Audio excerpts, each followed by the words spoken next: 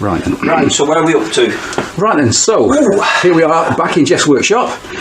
I've now brought you, of course, the R6 wheels with the new discs on them, and behind there we've got the ZXR1200 forks front end that I recently took off the front of the Mark II. And also, unopened yet, in that blue bag, green and blue bag there, is... Yeah, it's like a peppermint. Yes, yeah. So if you open that up, open. Obviously from eBay, Open. in there, I hope, you can get it open. Yeah. The camera slightly. That is hopefully a R6 spindle to match that wheel. Which is? And I guarantee you, it ain't going to look nothing like 22 mil. Yeah. And what's that one? That's 25. Yeah. 25, yeah. And it's easier to modify the mounts for this forks than it is to modify the bearings and whatnot in that wheel. So that's why. Well, that's not a problem then, and we can make a sleeve to support that. And if that... Well, is it wide enough? I assume it is. The only thing is, it can then... What we need to do on this set end is probably maybe press something on that's got like a lip. Yes. Well, if we now remove the spindle from the Kawasaki front end, get that out of the way, and we can do a little compare and contrast. Well, that can go. Do you want your bill or... Not really. Yeah. Sling that in the bin then. Yeah. Right, so yeah, we'll take off the... we'll remove the ZRX spindle there, and we'll do a little comparison. No, so there's the old one, here's the new one. We just do a little comparison. Lengthwise, is it okay? Yeah, pretty much. No. No? No. But don't forget, that's not screwed down yet. You've got to screw it in. I'm just thinking, it's not far off there, it's pretty much at the bottom. So if we go from, say, just take the lip off it, good God, well, that's quite a fair bit shorter. Well, try it in the forks, just see. Because I think they do tend to be a little bit overlong. Go through with the nut on, yeah, it will. There you go. See, that sinks in there, so it will do it. Yeah, you've got plenty of room, I think. Yeah. Only just. So lengthwise, we're okay. It's popping through a little bit there. Yeah. What it's going to need...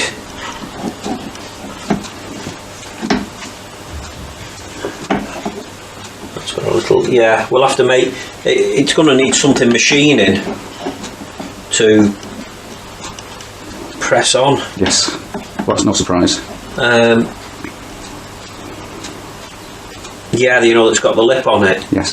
Like well, to mimic that, basically. To mimic that one. Yeah. That end there will just need a sleeve. Yes. But with a slot in it, obviously. So once it's in, then when it's tightened, it grips it. Grips it, yeah.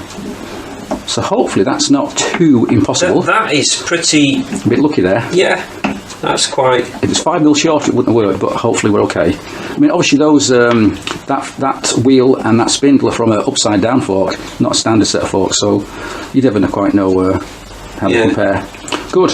So once that's done, Jeff, we get it all back together again. I'll take all that home out of your way, and then I'll bring you the back end, which hopefully should be a bit easier. One of the easiest things that we could do is basically, is saw that nut off there and bore it to press it on. But that's a waste of a spindle, isn't it? Yeah. Well, yeah, I mean, spindles because we don't need that. It just needs a sleeve machining to that. So it's a bit of a waste. It's not worth it. You've got to machine it anyway, so. Yeah. So. Okay, good. So that's not as bad as I thought it might be. No. And as I say, once that's done, take it out of your way, take it home, get it on the bike, and I'll bring you the back end, the swing arm, the back wheel and so on. And we'll repeat the process. But with that one, it's a bit easier because we're keeping the standard spindle in the swing arm. And all we've got to do is make up some top-up spaces to account for the bearing size. So yeah, there's a space to go in there. Yeah, it's all new, I think. So. Right, good. That's actually quite a relief. The only thing that we might have to do with that is put another washer in between there. Oh yeah, to space it out. Yeah. You know, like a thick 1/8 washer, because just so it no to stop it moving. Yeah. So then it means it's at least then there's no. It's going nowhere. Yeah, just to be doubly sure. Okay. So if you now put both of them side by side. Which? Yeah, them. yeah, and we can just do a little comparison. Let's just let me zoom in a wee bit, and we can show people what we're talking about. Okay, so I've zoomed in now, and you can see. Well, first of all, the ZRX is away from the camera here, and it's much thicker. It's 25mm. 25, yeah. And that one's 22mm. 22, yeah. Luckily, it's just about long enough, so we can modify this one to fit the forks, hopefully. And we're doing that because modifying the wheel with bearings in it is far too complicated and too difficult. No, it's easy doing this way. This way, okay, brilliant. Right, good stuff. Yeah, and with that then, Jeff, time for tea. Is it time? Oh, it's now time for tea, yeah. Certainly is. Put the kettle on. Put the kettle on. Oh, God. I brought you a box. In fact, a tube, I should say. There. And in that tube, I hope, is a second spindle for the R6 wheel. And why do we need a second spindle for the R6 wheel, Jeff? Well, because when we dropped this one off last time, the first one I bought. Well, I think we just looked at it and then... Actually, I can tell from here it's bent. You can see it there. Yeah, it's bent. It's bent. So that's now gone to eBay for a dispute. I rubbed that there. Yes. You can see that's where the hole is for the... It must have hit it hard enough to put an indentation in that. Yes. I just cleaned that up because I've actually made... Yes, you've been... Using the... Yeah, you stand back a bit, otherwise it's going to be out of focus. Right, okay, so don't move, and I'll refocus. I'll get it closer. Right, okay, so I've refocused. Now we can see that bent R6 spindle that I bought from eBay. It's going to have to go back. But you've used it to make something else in the meantime. Well, obviously, because I needed it to make...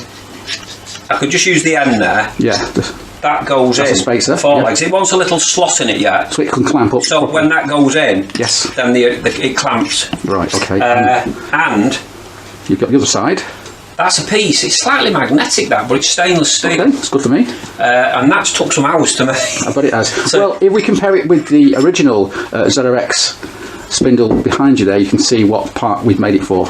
Yeah. There you go, there, look. So I've actually come out, and that forms now the spacer for the wheel, so when it's slid in... It's central. It might want a little bit polishing off, but I can't until we get... The thing in there, yeah. Well, what we need to do is focus. We need to get one spacer in, and then pull it through, so it all... pulls up. Yeah, excellent. So then we have... Well, now hopefully in that tube that's just arrived at my door this morning, there is a second R6 spindle that won't be bent. Thing is, if you post that back to them, are they going to pay it? I don't know. It's currently it's open for dispute at the moment in eBay. I've not had a reply back from the people who sent it me, so I don't know. Yeah, I mean that isn't good, really. No, I'll bin it or just use it for. It's not really a drift or something. Yeah. Anyway, so go in the scrap pile. That's your department. Yes, that's my department. So I'm hopeful that what's in there is not going to be a bent spindle. Otherwise, I'll have to get another one. Oh, there you go. Oh, it's got a spacer on it. Yeah. There it is. More spacers. Hey, that one of them might come in handy for doing the other side. Absolutely. Yeah. Right, good. So that's that done then. I've now brought you something else, but it's nothing to do with this particular project, so that will have to be another video. Yeah, don't worry about that. Right, Jeff, here we are, back in your workshop again. You've been busy this week, and you've... Oh, don't do that. Popping me bloody bubbles. Plastic bubbles. Yeah, so here is the front end with its R6, get it right, R6 spindle now working in the ZRX. Yeah. So that's worked out quite well. Yeah, good. Even though the first one was bent, we've now got a second one in there, so that's great. And what I've done now, lads, because I forgot to bring it last time, is I brought you the standard ZRX 6-pot calipers, and I'd be interested to know if they'd fit on there or not. So let's have a look. What diameter are them discs? I think they're the same as the originals. Ish. No, within 5mm or something. Yeah, but all it wants is spacer. Is spacers. Right. That's actually better. Okay. Is that bloody caliper mark now? Is that a scratch on it? I can't see. Is that a scratch or is that just a bit muck? It could just... Don't know. No. Where? There. Oh. There. Oh. I don't know. It could have just worn. I'm a bit annoyed because it's like been banging around in my car, wrapped up admittedly. So yeah, so that's not too bad. So it looks like it's out the correct way because there's a gap rather than it being the other way. So we have to make a spacer there. Let me just get the camera. Actually, are they the same? Yeah, they must be them. Yeah. I think they're 310, something like that. Yeah, that'll be. Okay, good. Don't know if them bolts are long enough. Well, we can get some more. Not quite. We can get some more. There Not we that go. far out, are they? I think they're long enough then. If not, I'll buy some more. Not quite. They're like 20 quid, I think, for a set of 4 titanium. They might need to be about another. Okay. Well, let's just get the Vern. Get the Vern. Get the Vern. And roughly, the gap is 4 mil. Oh, that's not too bad. So if they were 5 mil longer, they just fractionally come out. We'll work with that for the time being. Yeah. So you've got to make 4. You've got to make 4 little 4 mil spaces now. Yeah. To go in there. I've actually brought you also just out of interest. I brought the gold line Brembos as well, just in case I wanted to. If they didn't fit correctly, then I thought, oh, okay, we'll fit them. But now we don't need to because they're fitting fine. So keep it simple. Keep it simple. Good. So basically, yeah, 4 mil spaces. Yeah. Cool. Good. That's a relief because had it been out the other way, i.e. that way, if you'd have had to start machining no, face, I wouldn't bother. That's actually worked out quite well. Yeah, so I wouldn't bother. You can still use them. I can, yes. Otherwise, I would have said, right, if we're going to mess about, I'll just make some brackets up and fit the gold line. So the gold lines can go back. I think that's pretty much central there. The pads are in. Yeah. So if you lift the whole thing up and so we can see it in all its glory, because I've not seen it yet. Oh. Make sure it doesn't fall off. It's not quite. That one, it can't fall off. No. There we go. We got some. Right, there we just go. move them. Be all right. Right. Okay. I've stood back a bit. We've got the whole front end in pitch. That's great. Looking good. Yeah, pretty happy with that. I can now go away and get a tyre on that, but not yet because first I've got to do the back end and then I'll buy the tyres to match. Yeah, that's great. Right, good. So that's done. Thank God. That was a bit of a worry. That, and hopefully the back wheel should be a bit easier because we're using a standard ZX Spindle with some top hat spacers to take it out to 28 mil. So we should be okay. Should be a bit easier than this particular problem. Right, good, excellent.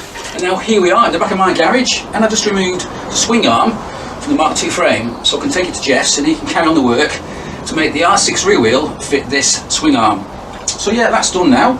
We can take this to Jeff's and we can carry on. Now, one thing also is, over here we've got the shocks, which are from a ZXR1200, which came with the bike, and all are okay. I'm going to fit something a bit better. I'm not sure what yet, but not Ohlins. I'm not a fan of yellow springs, so I'll probably go for nitrons, but I'm not sure yet because they're quite expensive. They're about £1,200, so that can wait. But yeah, I'm pretty happy to get that off the bike without any incidents. The frame's quite stable, so all's good. Oh, and by the way, even though I've now got the front end back from Jeff's, I'm resisting the temptation of fitting it back on the frame. And I'll do the same with the rear end. And that's because at some point in the future, when the engine build is complete, the frame's going to have to be lifted over the frame and over the engine, which will be on its side, and dropped over the engine to mount it to the frame. That's the safest way of doing it. It avoids scratches and damage and so on. And it also saves you from having a bad back trying to lift that heavy engine into the frame. So there's no point me rebuilding the rolling chassis, only to take it all apart in a month or two's time to get the engine back in the frame. So that's why I haven't done it yet. But once the engine's in the frame, then hopefully things should move quite quickly and we'll soon have a rolling chassis again, within a day or two. So that's Jeff, here we are, back in your workshop. It's been a few days since I delivered the swing arm to you. Well, and you've been busy, haven't you? Yeah, last week. You've been busy. I've just been doing bits on the milling machine. Yes, other things. So not much has happened yet. However, one thing I didn't have for the back end was a rear brake caliper. So I had a look round. I've got the caliper bracket, but not the caliper. So I had a look round on eBay. Couldn't find anything suitable apart from a couple of really bashed up calipers. I also noticed that is an underslung caliper. It sits low down, designed to go, which I've never liked. No, it hangs down. Yeah. I never liked that idea, so I thought, right, we'll get rid of that damn thing and we'll do what I normally do is I'll fit a little Brembo caliper. So in the box next to you, Jeff, on the workbench there, I just brought you a brand new, very expensive rear caliper, Brembo. Look at the packaging. Oh yeah, it's nice, isn't it? It's very nice. Now, as it turned out, I've already got one of them, but it's gold. It's the wrong colour, so I had to buy a black one. There you go. Ooh. It's nice, isn't it? So they've changed the logo. So yeah, you can get different. Oh. Yeah, you can get different kinds. So what we've got to do now is make a bracket to mount that on top rather than beneath the axle, and away we go. Nice, isn't it? It's quite expensive though, but I'd rather buy new than risk it with a clapped out old ZRX caliper which weighs a ton. That was full price, unfortunately I had to pay for that. I couldn't get a discount on it. With postage, £98. But you do get new pads with it as well, which makes a difference. It's about, pads are like 15 odd quid, whatever. I mean, you find a second-hand caliper that's 50 quid, yeah. And then you suddenly find, oh, I've got to put all new seals and clean Precisely, it. precisely. I was expecting you to turn around and say like 200. Oh no. The first, I've got that same caliper in various different colours. I've got one on my Norley. I've got one on the 1170. Where else have I used it before? Oh yeah, it's actually the same caliper as on my 888 as standard. So they are really nice little lightweight calipers. I do like them. So I couldn't get a gold one on it because obviously the front calipers are black. So they're like a dark blacky grey. No, they're black. They're black. Grey, or have they just faded them out? Well, yeah, but they're black. It would look odd with a gold rear caliper, so I had to go and buy a new one. Anyway, so that's that. So you now got the wheel here. You've got all the rest bushes you need. I've not got the sprocket carrier. Oh no, you've not, have you? I'll have to bring it for you. I meant to ask you about that. Yeah, sorry, that's so, oh, okay, yeah, I forgot about that. I'll have to bring it. I'll have to bring it to you. Where in it is what? When the sprocket's on, how we don't know. Are we just fitting the wheel in the middle of this? Yes. Is this dead in the middle when it's on, or is it slightly? No, it's got to be. We'll put it. No, it's in the middle. It's in the middle. But I will bring you the. So all I can do then is get the wheel in the middle, yeah, and then whatever you do with the lining up of the chain is going to have to be done at the front. Either at the front or maybe at the back if possible. Well, it should be okay. I mean, I fitted a 200 tyre, or rather 6-inch rim with that same back end on the 1170, and this one's only a 5.5 rim with a 180. So we got plenty of room. I mean, I'm pretty sure it'll be okay. Get around the problem, yeah. So we should be okay there. But yeah, I forgot all about that. Actually, I should bring you the carrier, which I've just painted. Actually, it's got all new fasteners on it. It's all been painted, all ready to go. Doesn't matter. Anyway, I'll put that. That's that. So nothing else to report. Oh, I'll tell you what. What's happening with the engine bolts? I see them over there. They're over there in the corner. Yeah, I've got to. I'm going to get some threads on them. I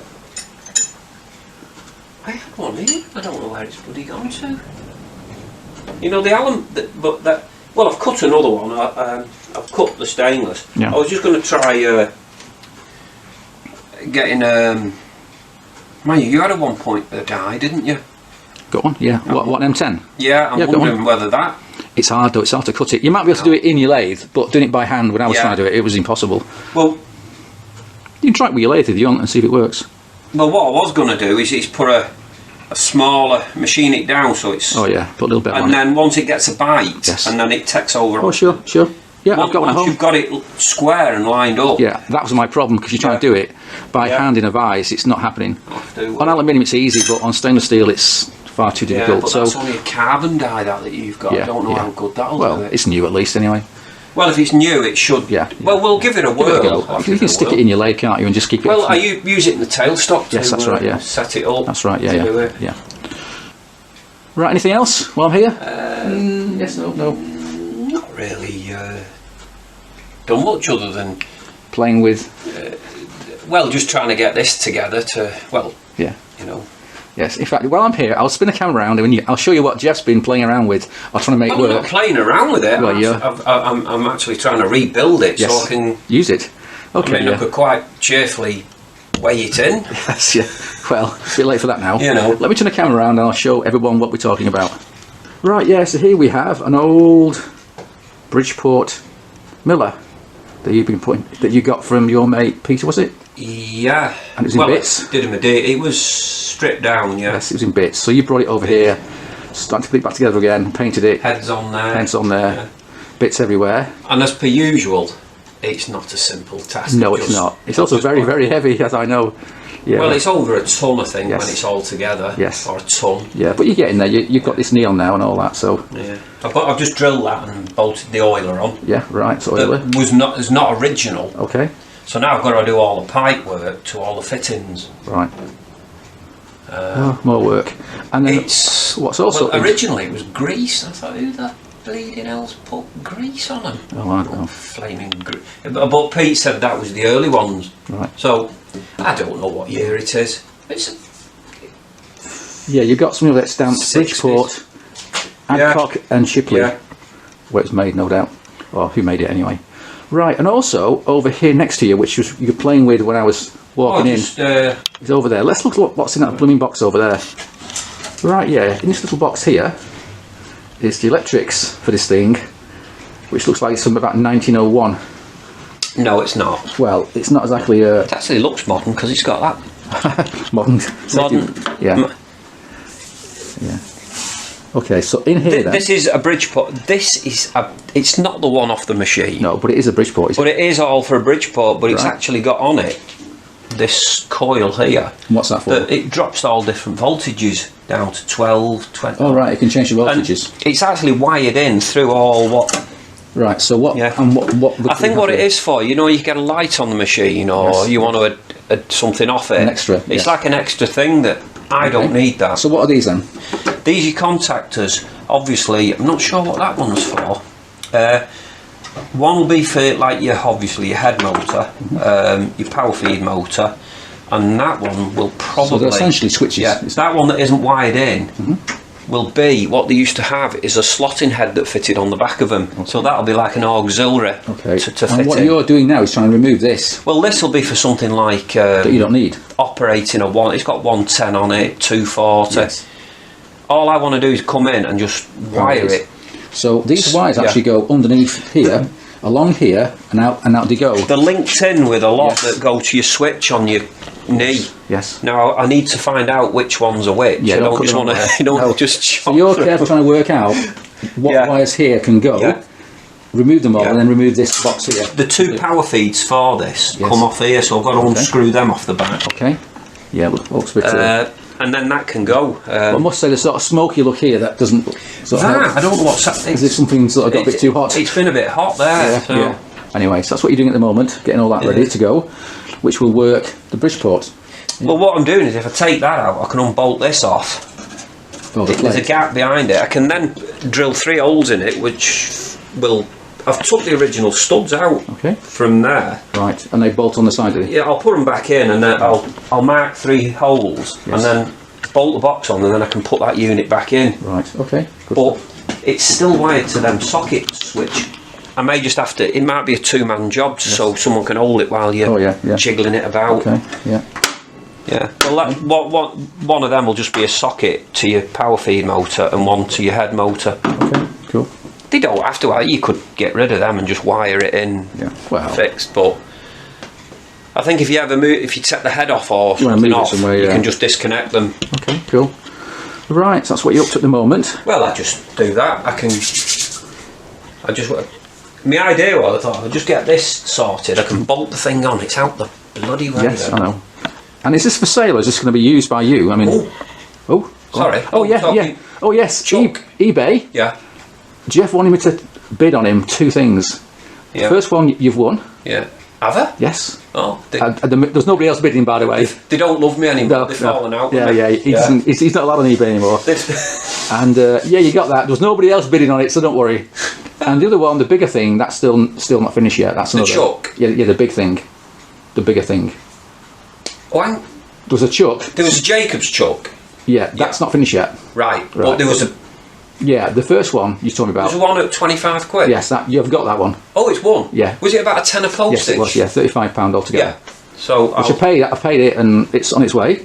The other one doesn't finish yet for another day or 2. is it a day or 2? Yeah. Well, just Yeah. Whether I'll win that or not, to be honest, I'm Well, I but think so far. the chuck. Yes. If Oh, okay. The it chuck. is for this. For this, and what's that? This is what you got for me. Did I? Oh, It's a dividing head. when did I get that? I don't remember the getting. You got it off SAF. Oh, I don't know. A long time ago. And you About brought 10 years it in ago. your car. Did I? Do you not remember? No, do I? Bloody hell. It's a long time. That's about 10 years ago. If I'd have said to you, I owe you a tenner, oh, I remember Yes. that. I don't remember shit like that. Bloody dividing heads and rusty old bits of ancient. Do you remember that 50p I still owe you? Oh, yeah. Of course you do. I don't know. Mate, No. no, just No. just rest I it don't down. remember stuff like on that. the- I mean, I sometimes done all kinds of crap. Well, there's a with tailstock to it, but Right. the original chuck someone had milled into it, it. so Right. that chuck I can machine. Oh, use that. That'll unscrew off there, so I can even if you're making an. And what are you going to use your dividing head for then? Well, you stick it on your miller, and it's Oh, yeah. doing all sorts. But you've got one here, look. You've got a dividing head, yeah. That's a different thing. All right, a different thing. All right. All right. Really, I I'm mean, not an engineer, I don't know. yeah, but at the end of the day, this is like. Ideally, what they're for is cutting gears. Right. Oh, yeah, because you can do section. Yeah. You've got your wheel there, and you've got all your combinations of probably for your tooth cutting. Right. Okay. Right. Okay. So with that then, Jeff, I'll come back another day, and we'll check up on progress.